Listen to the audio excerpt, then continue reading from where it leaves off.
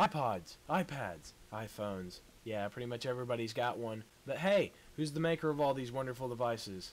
The tiny company, excuse me, let me rephrase that. The enormous, huge company that made these great electronics goes by the name of Apple. And Apple was founded in 1976 by two brilliant guys, and their names are Steve Jobs and Steve Wozniak. Now, I'm sure Wozniak was a great guy and such, but I'm here to talk to you about this guy, Steve Jobs. He was born on February 24th, 1955, and given up for adoption as an infant. His adoption parents, Claire and Paul Jobs, adopted him and gave him the name Steve Paul Jobs. The family lived in Silicon Valley, California, and when Jobs was enrolled in high school, he spent most of his free time working at Hewlett-Packard. You know, HP. It was there that he met the computer engineer wizard, Steve Wozniak, and they developed a great amount of respect for each other and became great friends. After high school, he enrolled at Reed College in Portland, Oregon. He dropped out after 6 months, but continued to further his education. In 1974, he took a job at Atari as a video game designer, but he left several months later to find spiritual enlightenment in India.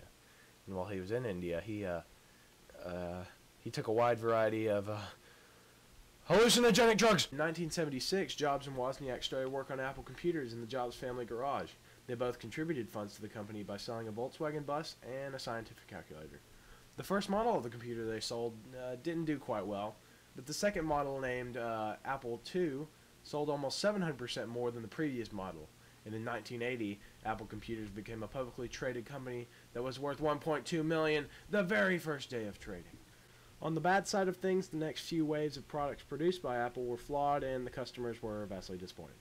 This resulted in Jobs resigning from Apple and developing his new hardware and software animation company called Next Incorporated.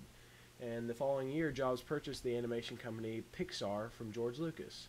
Jobs invested $50 million into Pixar, believing it had potential. And Pixar proceeded to make incredibly popular and brilliant animation films such as Toy Story and Finding Nemo. Apple eventually bought Next Incorporated, and Jobs returned that year to become Apple's CEO once again.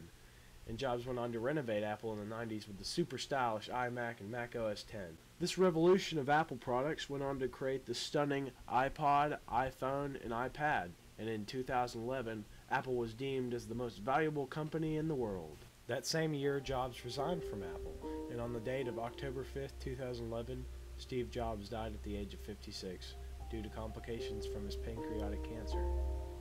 Steve Jobs was a visionary, a creative genius, and he will live on in his products that have changed the world.